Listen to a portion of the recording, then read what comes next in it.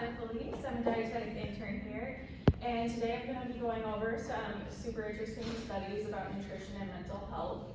I know we all kind of get in a redundant pattern sometimes of going to work, getting up, kind of feeling tired, feeling burnt out at times. So that kind of rose my interest in how and what can nutrition do for those of us who are feeling burnt out or feeling mental health is subpar. So without further ado, I'm going to get started. Today I'm going to talk about fruits and vegetables and their role in mental health, vitamin D and its role in depression and depressive symptoms, and last but not least, the gut microbiome and the gut-brain axis and how that can modify mood and behavior and overall health and well-being. So just to start off, fruit and vegetable consumption and happiness.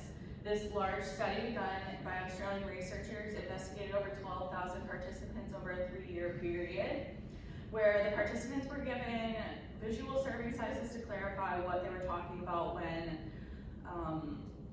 they were reporting how many fruits and vegetable servings they ate per day. So they kind of had an accurate representation to limit some of the bias by self-reporting diet history.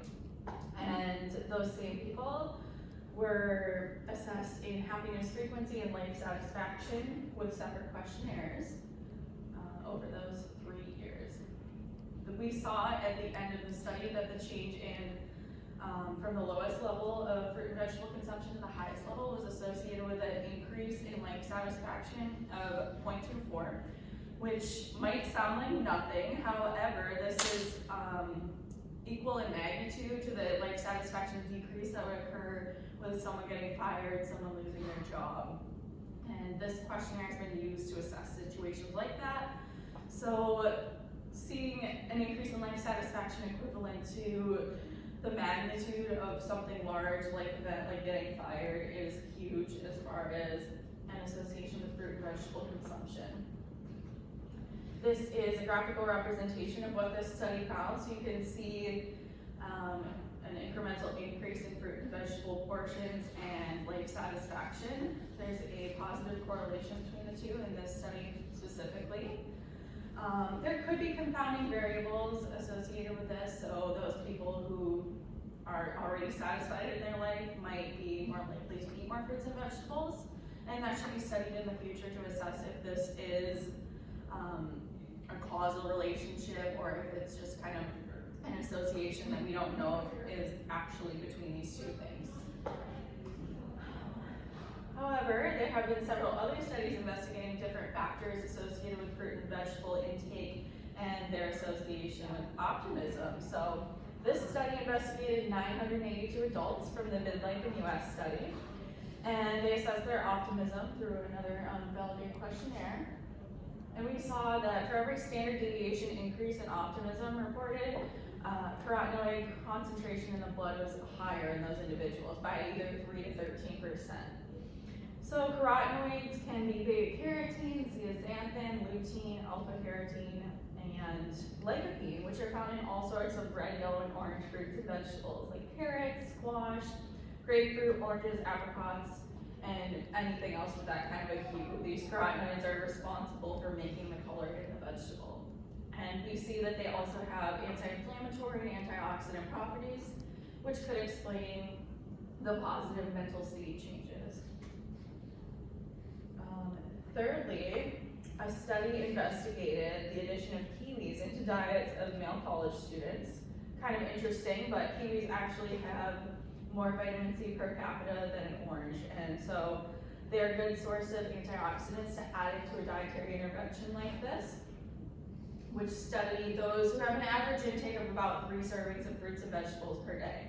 So can we improve their mental status by increasing fruit and vegetable intake through a especially antioxidant-rich fruit? That's what these researchers discussed. So some of the students were given a half kiwi a day or 2 kiwis per day, in addition to their normal fruit and vegetable intake. And those who added 2 kiwis a day, bringing them much closer to the dietary recommendations, they saw a 35% decrease in total mood disturbance and a 32% decrease in depression. Again, these are based on validated mental health questionnaires for depression and total mood disturbance. And then those who were worse off to begin with mood disturbance scores, and those who were supplemented with the 2 PVs within that group saw a significant decrease in total mood disturbance, and then they even saw decreases in fatigue and increases in vigor, so they're feeling a little bit more energetic in their everyday lives. And then another study investigated flourishing, as one might say, positive and negative affect, curiosity, creativity, and eudaimonic well-being, which is essentially like feeling in place in your life, feeling like you're making a difference, and feeling fulfilled. So this study had participants collect an internet food diary and record what they ate for 13 days. Each day they reported their levels of each of these feelings, so positive and negative feelings, curiosity, creativity, and that eudaimonic well-being. And those who ate more fruits and vegetables reported they had higher eudaimonic well-being, curiosity, creativity, and positive affect. So these people are feeling better, feeling more creative, more curious, and therefore, being more productive in the workplace likely. With in-person, so the same people investigated on same day effects, they found that those who ate more fruits and vegetables were more likely to experience higher positive affect, curiosity, and more creativity on those days that they reported higher fruit and vegetable intake in their online diaries. Lastly, this same study found an association between vegetable consumption and lower daily negative affect. So those who ate more vegetables would experience less negative feelings on those days. So what do all these studies have in common? Fruits and vegetables make you happy, they make you feel creative, they make you feel more energetic, all of those things, but why? What in our physiology could it be that causes this phenomenon, or is it just something that's an association but not a causation? Well, some studies have actually investigated oxidative stress, which can be combated by antioxidant content of food, as a biomarker for fatigue. So those with higher oxidative stress tend to be more fatigued. Vitamin and mineral content, so vitamins and minerals that are present in vegetables and fruits are actually used as cofactors in the production of dopamine, which makes us feel good and makes us feel happy. And overall, just having an optimally functioning system and neural network could do nothing but good. And lastly, phytochemicals, so like the carotenoids that we talked about and other phytochemicals present in fruits and vegetables can cause an anti-inflammatory effect on the body and also further contribute to the antioxidant content of the diet, which can help decrease inflammation in the brain and in the entire body. So moving on to vitamin D. Vitamin D has been extensively studied in the relationship between depression and vitamin D, sun exposure, dietary vitamin D, all of the above. I'm just going to go over a couple here. So this was a meta-analysis and systematic review of 10 cross-sectional studies, a case control, and 3 cohort studies that investigated the correlations and relationships between depression and lower vitamin D levels. So they found in this meta-analysis that those with depression did have lower blood vitamin D, and those with the lowest versus the highest vitamin D had a substantially different rate of depression. So those with the highest vitamin D levels had a lower odds ratio of being depressed. Another study investigated 185 female college students and measured their vitamin D levels and depressive symptoms day by day or week by week for 4 weeks. Those that had lower vitamin D at week 1 were predicted, or we were able to predict through the study that those with the lowest vitamin D at the beginning had more depressive symptoms throughout the entire study. And this occurred even after controlling for diet, controlling for exercise, and controlling for seasonal changes that occurred over the study. So these people, even regardless of whether they exercised every day, regardless of what they were eating, just the vitamin D level alone was able to predict their depressive symptoms.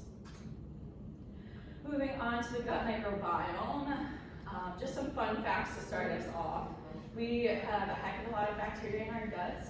It's almost 3 trillion count at this moment, which would actually weigh about half a pound in the average 130-pound human. So what do these microbes do? They have a lot of power. They've been studied in the gut-brain axis relationship in the past years, which is really interesting and really complicated, but could be modulated by nutrition. And so it's interesting to look into how we can modify mood, behavior, and depression and anxiety through the gut microbiome potentially. So the gut microbiome is linked to mood through initially serotonin, which is almost 90% is produced in the gut, and serotonin is responsible for those happy feelings and well-being and wake cycles. So short-chain fatty acids are also great for the brain, and they are produced by gut bacteria when you feed them prebiotic foods like high fiber, insoluble fiber foods. This was actually studied in adults with depression. So this was kind of a 2-part study. They found, firstly, that adults with major depressive disorder were shown to have a different abundance and like a different gut bacteria makeup. Different strains of bacteria were higher and lower compared to those without depression. And so scientists took the bacteria from those people who had major depressive disorder and transplanted it through a fecal transplant into mice. And they found that those germ-free mice that received a transplant from a depressive human, they saw a shift in behavior towards a depressive state of mind. And I just think this is really interesting, and it shows potential for even more research in how we can modulate the gut microbiome in humans to either potentially shift things for the better or how it might be associated with depression in general. So what does this all mean? We've talked about fruits and vegetables, we've talked about vitamin D, and we've talked about the gut microbiome. So this poses a great idea from a public health standpoint and for an individual standpoint, because many people may not be motivated by like short-term changes or long-term changes in physical health or in aesthetics. And you might not be thinking about your health down the road at this point in time, but I think pretty much everyone wants to feel good.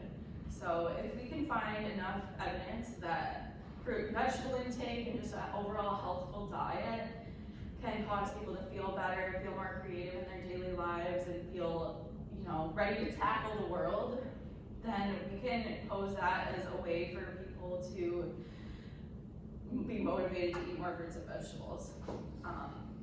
Because who doesn't want to feel good every day? You eat good, feel good, you would get in kind of a cycle of that, I think. And it would feel more natural if people are, feeling well. You don't want to go back to feeling worse. So how can we do this? So far, the evidence that I've showed today shows that eating lots of fruits and vegetables, which is consistent with the dietary guidelines, spending 15 minutes a day in the sun, getting vitamin D-rich foods in your diet, like milk, salmon, all of those things, and then feeding your gut bacteria, eating lots of high-fiber foods, probiotic foods like yogurts, kombuchas, all of those type of things can all contribute, and every little bit counts, I think. So just going forward, it's a nice shift in mindset. So thinking about, if I eat a general healthful diet today, how am I going to feel tomorrow? Thank you so much. Any questions?